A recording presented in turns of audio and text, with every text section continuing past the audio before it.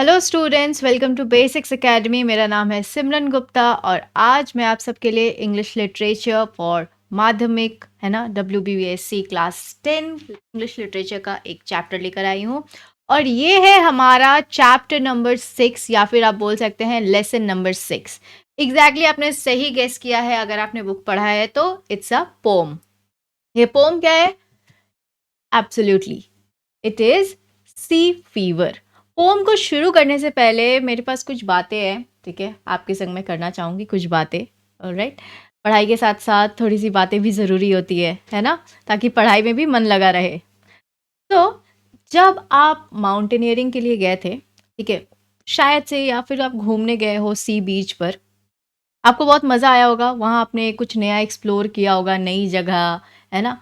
और आप जब वापस आते हैं और किसी दिन, ठीक है, अगर मूवी में आपको माउंटेन दिख गया या सी बीच दिख गया या फ़ोन पर आपको सी बीच या माउंटेन दिख जाता है, तो आपको वापस जा कर के वही मेमोरीज़ को रिक्रिएट करने की इच्छा जागती है ना। और ऐसी डिज़ायर होती है कि मान लीजिए आप सब कुछ छोड़ छाड़ कर उसी वक्त आप निकल पड़ेंगे अपने सफ़र पे, है ना।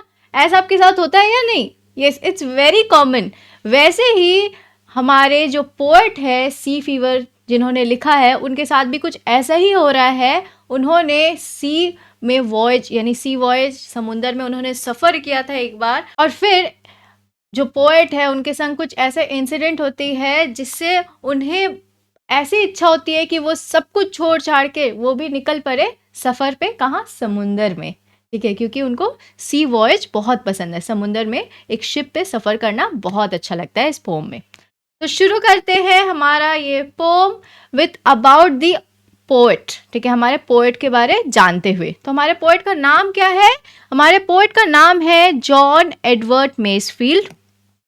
इनका जन्म हुआ था 1878 और इनकी मृत्यु हुई थी 1967।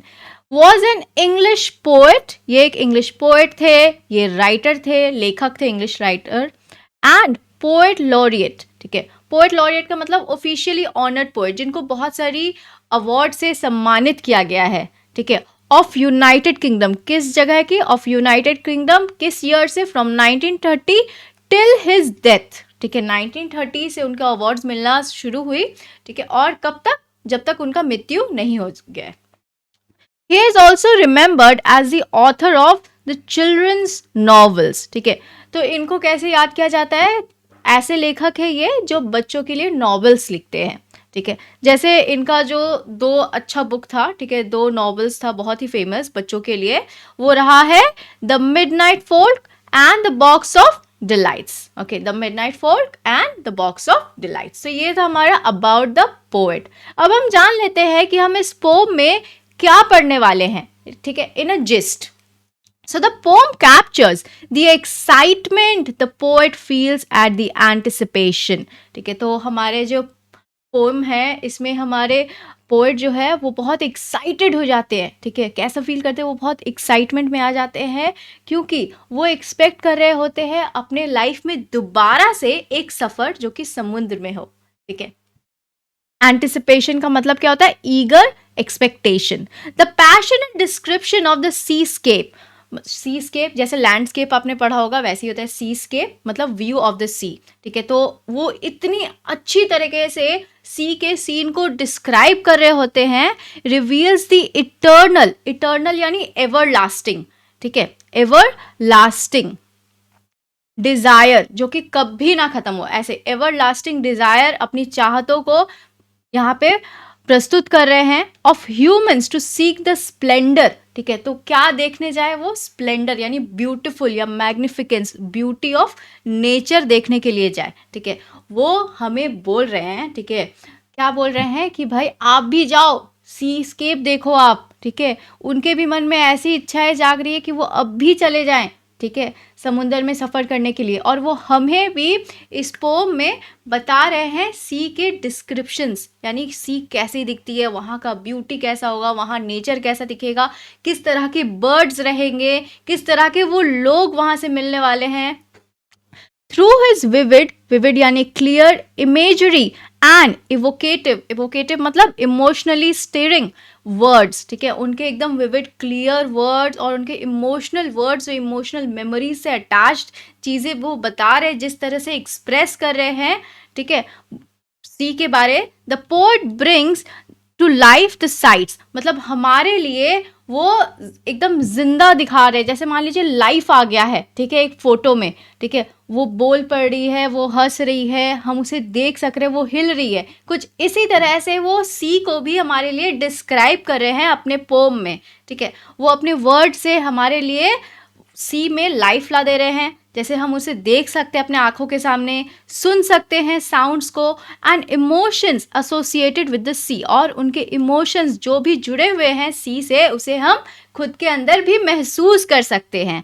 The poem reflects humanity's innate, innate मतलब natural longing for freedom and exploration, मतलब ये जो पोम है ये किस बारे में बात कर रही है, एक इंसान के अंदर जो चाहत होती है फ्रीडम का, ठीक है, स्वतंत्रता की, एक्सप्लोरेशन, नई चीज़ों की तलाश की, and making it a timeless piece of literature, और उसी को अपने लेख में उतार देना, ठीक है, अपनी किताबों में लिखना, ठीक है, या अपनी डायरी में लिखना, अपने मेमोर में लिखना, अपने नोवेल में लिखना, और उसे दूसरों तक पहुंचाना, ठीक है, किस तरह से किया जा सकता है वो हमें बताया जा रहा है इस पोम में। तो चलिए शुरू करते हैं हमारे पोम के एक्सप्लेनेशन को। शुरू करने से पहले मैं एक और बात आपको बता दूं कि मैंने अपने एक्सप्लेनेशन में मैंने वही एक्सप्लेनेशन जो मैं बोल रही हूँ वो मैंने लिख दिया है, ताकि आप जब क्वेश्चन अटेंड करें अपने एग्जाम में तो वहाँ पर तो आपको डायरेक्टली पोम लिखा हुआ रहेगा, ठीक है, क्वेश्चन पेपर पे आपको तो नॉर्मल लैंग्वेज में एक्सप्लेन नहीं किया हुआ रहेगा, है ना, और आपको जो क्वेश्चन अटेंड करना है पोम से वो अपने वर्ड्स में आंसर क्रिएट करके लिखना है। तो इंस्टेंटली पोम को समझना और आंसर्स क्रिएट करना तो पॉसिबल नहीं होता है, तो आपको क्या करना है, आपको मेरे साथ साथ प्रैक्टिस करना है, ठीक है, एक्सप्लेनेशन या पैराफ्रेजिंग, ताकि आपको याद रहे जब आप एग्जाम में जाकर अपने क्वेश्चंस को लिख रहे होंगे, ठीक है, आप अपनी भाषा में आसानी से लिख सके। ऑलराइट, सो शुरू करें। First line, I must go down to the seas again, to the lonely sea and the sky. तो यहाँ पे पोएट जो है वो फील करते हैं deep irresistible longing to return to the sea, मतलब एक डीप डिज़ायर है उनके अंदर, इररेसिस्टिबल मतलब वो नकार नहीं सकते हैं, वो ऐसी चाहत है उनके अंदर कि वो वापस सी में जाए, ठीक है। The sea is described as lonely because it stretches vast and empty under the endless sky. यहाँ पे कह रहे हैं कि सी जो है वो अकेला है, ठीक है, लोनली है। लोनली क्यों है? क्योंकि ये फैला हुआ है, ठीक है, बहुत बड़े चारों तरफ से घिरा हुआ है, और ये बहुत बहुत बड़ा होता है सी, लेकिन ये खाली भी होता है, मतलब यहाँ पे कोई लोग, पेड़ पौधे आपको वैसे कुछ नहीं दिखेंगे। हाँ, आपको बर्ड्स दिख सकते हैं, एक्वाटिक एनिमल्स दिख सकते हैं, शिप्स दिख सकते हैं, बट वेरी रेयर। आप अगर जाएंगे सी में और आप ढूंढने की कोशिश करेंगे लोगों को, या सिटी या मार्केट प्लेस, तो वो तो आपको नहीं मिलेगा, या मॉल, सिनेमा हॉल, कुछ भी नहीं मिलेगा। तो इसीलिए जो सी है वो हमारा लोनली है, यहाँ कोई फैमिली फ्रेंड्स कुछ नहीं एग्जिस्ट करता है। और ये कहाँ है? ये भी एंडलेस स्काई के अंदर है। स्काई जिसका अंत हमें नहीं दिखता है, क्योंकि दुनिया गोल है, आप जहाँ से शुरू करेंगे वापस आके आप वहाँ रुकेंगे। तो इस हिसाब से ना हम इसका स्टार्टिंग पॉइंट जान सकते हैं, ना हम इसकी एंडिंग पॉइंट जान सकते हैं, ठीक है। नाउ लोनली मतलब क्या होता है? आइसोलेटेड, एम्प्टी या फिर क्वाइट। नेक्स्ट क्या है? And all I ask is a tall ship and a star to steer her by. So the poet's only desire is a strong, sturdy ship to sail on and a star to guide the ship's direction at night. तो poet की क्या चाहत है? उनकी सिर्फ एक ही चाहत है, और वो भी बहुत स्ट्रॉन्ग है, ठीक है, कि उनके पास एक शिप हो, ठीक है, और वो उन्हें उस शिप को वो चलाए, ठीक है, और तारों से वो गाइडेंस ले, ठीक है, किधर उनको नेविगेट करना है अपने शिप को, किस डायरेक्शन में वो जाना है, ठीक है, रात के वक्त वो तारों से गाइडेंस ले ले, ठीक है, स्टार्स को स्टडी करके, जैसे पुराने ज़माने में होता था। Alright, stars were used for navigation by sailors before modern tools like compasses. जब हमारे पास कंपास हमने इन्वेंट नहीं किया था ना, या फिर कंपास नहीं होता था ना जब हमारे पास, तब हम क्या करते थे? तब पुराने ज़माने के लोग, हम ह्यूमंस बीइंग, ओके, मेनली वो तारों को देख करके फिर नेविगेट किया करते थे। Tall ship means a large sailing ship with big sails. अब ये सेल्स क्या होता है? सेल्स यानी पाल, ठीक है, पीस ऑफ क्लोथ जो विंड के डायरेक्शन के लिए होता है, ठीक है, और ये शिप को मूवमेंट में मदद करता है। स्टीयर मतलब क्या होता है? टू गाइड और डायरेक्ट द शिप, किस तरफ मोड़ना है शिप को या किस तरफ लेकर जाना है, तो इसको हम लोग क्या बोल रहे हैं इंग्लिश में? स्टीयर। ऑलराइट, नेक्स्ट लाइन क्या है? And the wheels kick and the winds song and the white sails shaking. जो पोएट है वो डिस्क्राइब कर रहे हैं अपने लाइवली एक्सपीरियंस को, ठीक है, ऐसा लग रहा है कि वो जो पिक्चर, वो जो सिनेरियो वो एकदम रियल में हो रहा है हमारे आंख के सामने, वो जिस तरह से पोम में लिखे हैं, ठीक है। ऑफ बीइंग एट सी, जब वो सी में थे, उसी चीज़ को, अपने मेमोरी को ही, अपने फ्लैशबैक को ही वो हमें दर्शा रहे हैं, ठीक है। द व्हील्स किक मतलब क्या हो रहा है यहाँ पे? Refers to ships steering wheel moving strongly as the waves push the ship, ठीक है। वेव्स जैसे पुश करती है तो जो शिप की व्हील्स होती है ना, व्हील, ठीक है, वो भी अपने आप मूव करने लगती है। ऑलराइट, द विंड सॉन्ग, अब यहाँ पे देखिए एक यहाँ पे फ्रेज है विंड सॉन्ग, यानी हवा का गाना। विंड सॉन्ग क्या है यहाँ पे?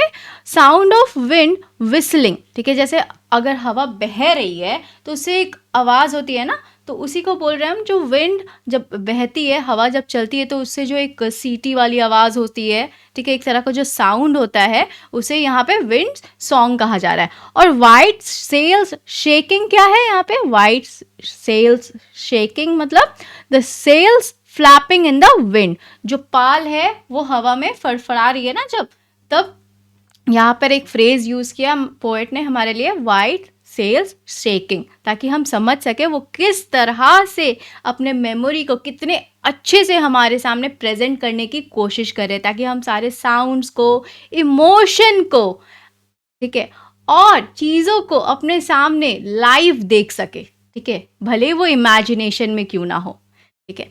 तो इतनी अच्छी उनकी क्षमता थी, ठीक है, लिखने की। So the poet describes a lively experience of being at sea. The wheel's kick refers to the ship's steering wheel moving strongly as the waves push the ship. The wind's song is the sound of wind whistling, and white sails shaking describes the sails flapping in the wind. Kick का मतलब क्या हो रहा है? Sudden movement और force. ये kick, वो football में जो हम किक मारते हैं, ये वो वाली किक नहीं है, ये सडन मूवमेंट या फोर्स को हम यहाँ पे किक बोला जा रहा है, ठीक है। सेल का मतलब क्या हो रहा है? अ पीस ऑफ फैब्रिक, एक तरह का वो क्लॉथ होता है या फैब्रिक होता है, on a ship that catches the wind to make it move, जो हवा को पकड़ती है, ठीक है, किस दिशा में हवा बह रही है उस हिसाब से वो शिप को चलाया जा सके, ठीक है, उसे हम पाल बोलते हैं हिंदी में।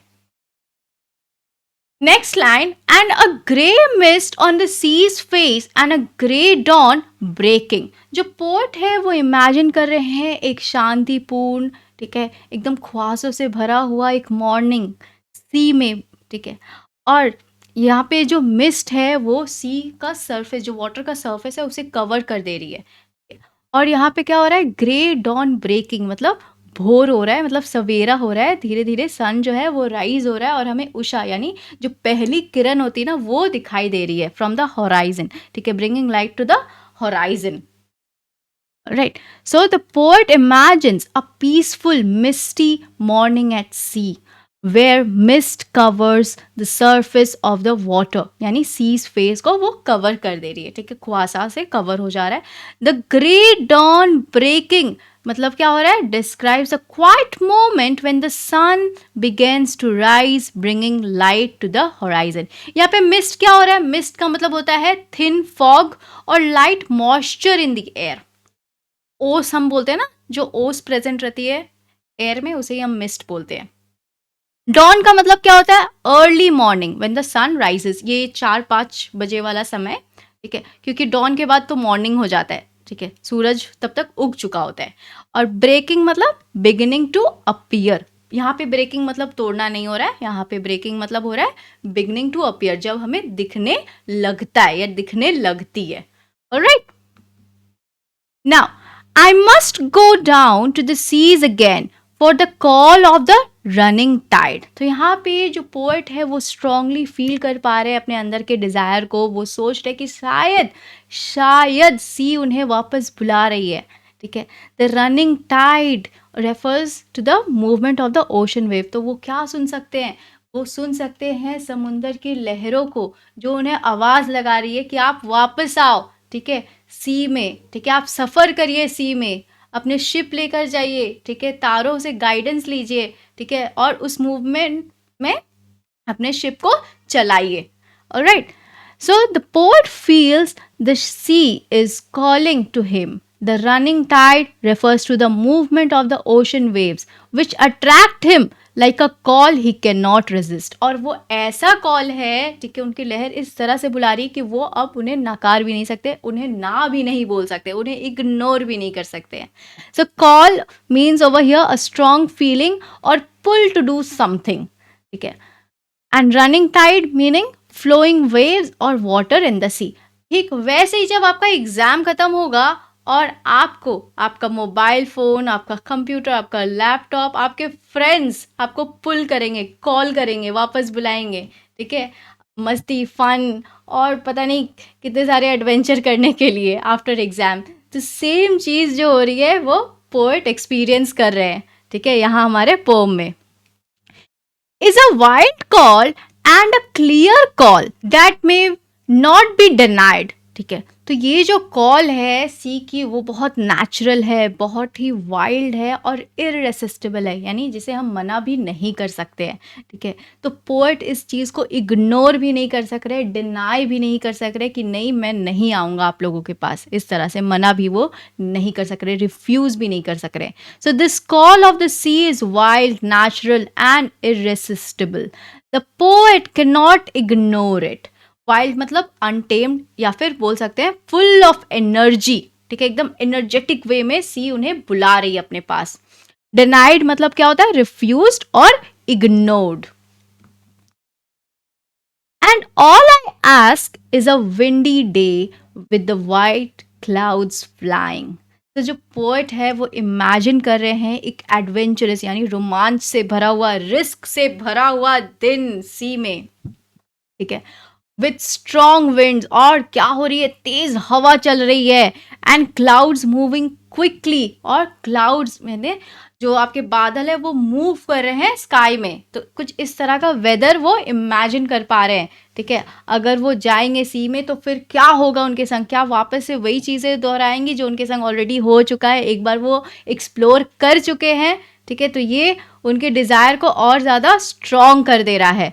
सो the poet imagines an adventurous day at sea with strong winds and clouds moving quickly across the sky. Windy मतलब फुल ऑफ विंड और ब्रीजी, एंड फ्लाइंग मतलब moving fast through the sky. Flying मतलब उनके पंख नहीं लग गए हैं बर्ड्स की तरह, वो फ्लोट कर रहे हैं आसमान में.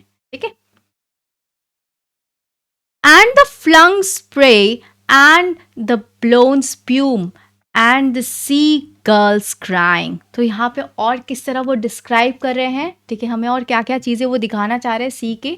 पोएट जो है वो सी या ओशन के साइड को दिखा रहे हैं और वो हमें बोलते हैं कि वहाँ पर जो वेव्स है ना, वेव्स आपकी फोम में बदल जा रही है. ठीक है, so side of ocean spray splashing into the air यानी फ्लंग स्प्रे. ठीक है, फोमी वेव्स बन रही है और साथ में वो सुन पा रहे हैं सीगल्स की आवाज़. सीगल्स क्या होती है, एक तरह की पंछी होती है, ठीक है, जो कि माइग्रेट करती है और वो मछलियाँ खाती हैं. तो साउंड ऑफ सीगल्स कॉलिंग.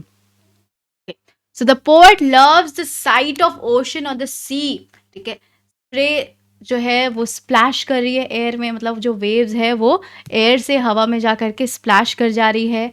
ठीक है, और फोमी वेव्स में बिखर जा रही है, फोमी वेव्स बन जा रही है हवा से टकरा करके, और साथ में वो सुन पा रहे हैं क्या, सीगल्स की आवाज़ें. ठीक है, फ्लंग स्प्रे यानी वाटर स्प्लैशिंग और थ्रोन इनटू द एयर. स्प्यूम का मतलब क्या होता है, फोम, और bubbles formed on the waves. जैसे आप डिटर्जेंट पाउडर को जब स्टिर करते या घोल देते हैं पानी में, है ना, तो वो क्या बन जाता है, फोम में बदल जाता है. या फिर कोई फिजी ड्रिंक, कोल्ड ड्रिंक्स को आप जब पोर करते हैं कोई ग्लास में तो ऊपर में क्या दिखता है आपको, झाग दिखता है ना, तो वही झाग को बबल्स या फिर स्प्यूम बोल सकते हैं आप.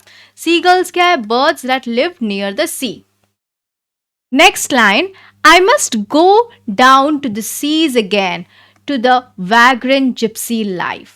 ठीक है, जो पोएट है वो फ्री महसूस कर रहे हैं और चाह रहे हैं कि वो अब भी जस्ट दौड़ कर चले जाएं सी में. ठीक है, और वो वहाँ जाकर के वो सेल करे, घूमे, ठीक है, सफ़र करे अपने शिप पर, ठीक है, और अपने लाइफ को वो किससे कंपेयर कर रहे हैं? जिप्सी, ठीक है। जिप्सी कौन होते हैं? एक नोमैडिक पर्सन जिनका कोई घर नहीं होता है, ठीक है, वो कहाँ से बिलोंग करते हैं उनको खुद को भी नहीं पता रहता है, क्योंकि वो इतना ज़्यादा घूमते ही रहते हैं, ऑलराइट, वो ट्रैवल करते रहते हैं, उनका कोई परमानेंट हाउस नहीं है। तो एग्जैक्टली वो भी एक जिप्सी लाइफ जीना चाह रहे हैं, सी में जा करके, लैंड पे नहीं, वो सी पर जीना चाह रहे हैं, इस तरह का life. So the poet longs for the free wandering life of a sailor. He compares it to the life of a gypsy who is a traveler without a permanent home. तो वो कह रहे हैं कि वो जब सी में जाएंगे तो उनको भी फ्री महसूस होगा, तो उनके अंदर भी ये डिज़ायर हो रहा है, ठीक है, स्वतंत्र होने का। और वो कहते हैं जो सी में जो सेलर्स होते हैं, अपने जहाज़ को चलाते हैं, उनकी लाइफ ना एकदम जिप्सी की तरह होती है। उन्हें पता नहीं कि उनका परमानेंट घर कहाँ है, वो सिर्फ घूमते रहते हैं और ट्रैवल करते रहते हैं, नेविगेट करते रहते हैं, ठीक है, समुंदर में। Then to the Gulf's way and the whale's way, where the winds like a whetted knife. तो पोएट क्या कर रहे हैं? The poet wants to follow the paths of the sea creatures. Poet उस जगह जाना चाह रहे हैं जिस दिशा में जो सी समुंदर में रहने वाले जो जानवर है, ठीक है, जिस तरफ जा रहे हैं उस तरफ वो भी जाना चाह रहे हैं, ठीक है। Paths of the sea creature like gulls या वेल्स, जिस तरफ जाते हैं वो उस तरफ सफ़र करने की चाहत रखते हैं. He describes the sharp and cold wind as a whetted knife, ठीक है। विटेड नाइफ यानी knife sharpen to a fine edge, used here to describe the sharpness of the wind, ठीक है। एकदम धार है, जिस ऐसी हवा जिससे आपकी स्किन जो है ना वो ड्राई हो जाएगी, फट जाएगी, जैसे विंटर में हमारी स्किन ड्राई हो जाती है, फट जाती है ना, ठीक उस तरह की कुछ एयर जो है या विंड जो है वो मूव करती है हमारे सी के ऊपर, ठीक है। जब आप सेल करते हैं तो आप फील कर पाएंगे कि जो एयर है बहुत ड्राई है, और जब आप उसे टकराते हैं ना तो आपको ऐसा फील होगा जैसे कि आप एक नाइफ से टकरा गए हैं, ठीक है। तो वो डिस्क्राइब कर रहे हैं सी के पूरे सिनेरियो को, ठीक है, और कहते हैं कि हाँ जो विंड है वो एकदम एकदम शार्प, ठीक है, धार वाले चाकू की तरह बहती है. So the poet wants to follow the paths of the sea creatures like gulls and whales. He describes the sharp, cold wind as a whetted knife, meaning it feels cutting or piercing. Gulls वे यानी the flight और path of seagulls. Seagulls जिस तरफ उड़कर जाती है, ठीक है, उसको गर्ल्स वे बोल रहे हैं. और whales वे क्या है? The route of और journey of whales in the sea, ठीक है, पानी में जिस तरफ वेल्स मूव करते हैं ना उस डायरेक्शन में. और वेटेड नाइफ मैंने आपको ऑलरेडी बता दिया है. Then, and all I ask is a merry yarn from a laughing fellow rover. ये बहुत इंटरेस्टिंग सा लाइन है. जो पोएट है वो विश कर रहे हैं कुछ हैप्पी स्टोरी शेयर करने की, जानने की अलग अलग सेलर से जो उन्हें समुंदर के सफ़र में मिलेंगे, ठीक है. So the poet wishes to share happy stories. अब यार्न क्या होता है? यार्न मतलब अ स्टोरी, एक स्टोरी, ठीक है, ऑफन दैट इज एक्साइटिंग और एडवेंचरस, जो रोमांचक है, ठीक है, जिसमें बहुत उत्साह है, ठीक है, बहुत रिस्क टेकिंग वाला कुछ ऐसा काम किया गया हो, ऐसी कुछ स्टोरीज, ठीक है. तो happy stories with other sailors और travellers who like him roam the sea, ठीक है. तो वो अपनी कहानी भी शेयर करना चाह रहे हैं और दूसरों की कहानी भी सुनना चाह रहे हैं जो उनके तरह सी में घूमते रहते हो, ठीक है. यहाँ पे मैरी का मतलब क्या है? मैरी मतलब चेयरफुल और हैप्पी. और फेलो रोवर का मतलब क्या हो रहा है? A companion who also wanders और ट्रैवल्स, ठीक है. एक ऐसा कंपेनियन, एक ऐसा साथी जो घूमते रहते हैं या ट्रैवल करते रहते हैं. And quite sleep and a sweet dream when the long tricks over. After all the adventures, ठीक है, जितनी भी रोमांचक घटनाएं हैं, जितना भी रोमांचक सफ़र है, सब करने के बाद, ठीक है, जो पोएट है वो विश कर रहे हैं एक पीसफुल रेस्ट, एक सुकून भरा आराम, ठीक है, पीसफुल रेस्ट या फिर बोल सकते हैं क्वाइट स्लीप. और साथ में वो सपना देखना चाहते हैं, प्लीजेंट ड्रीम, अच्छे अच्छे सपना आए, वो ऐसा उम्मीद करें जब वो सोएंगे, जब वो रेस्ट करेंगे सफ़र के बाद, ठीक है. द लॉन्ग ट्रिक यहाँ पर क्या है?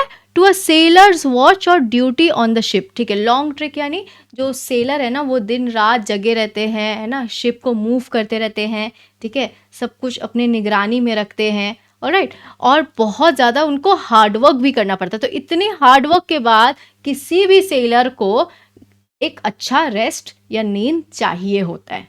ऑलराइट, सो मीनिंग हिज वर्क और जर्नी इज डन, जब उनकी जर्नी खत्म हो जाएगी तब एक सेलर की तरह वो भी रेस्ट करना चाहेंगे, पोएट भी हमारे रेस्ट करना चाहते हैं। So after all the adventures the poet wishes for peaceful rest और quiet sleep and pleasant dreams. The long trick's refers to a sailor's watch और duty on the ship, meaning his work और journey is done. Quiet sleep में यानी deep and undisturbed rest, जैसे आपको चाहिए होगा after your exam. ठीक है, स्वीट ड्रीम अ प्लीजेंट और हैप्पी ड्रीम, ये भी आप देखेंगे, है ना, सपना देखेंगे मेरी अच्छी मार्क्स आ गए, मैं पास हो गया, या मैं पास हो गई, मेरी एडमिशन अच्छे स्कूल में हो गए। ठीक है, एंड लॉन्ग ट्रिक मतलब अ लॉन्ग शिफ्ट और period of hard work specially on a ship.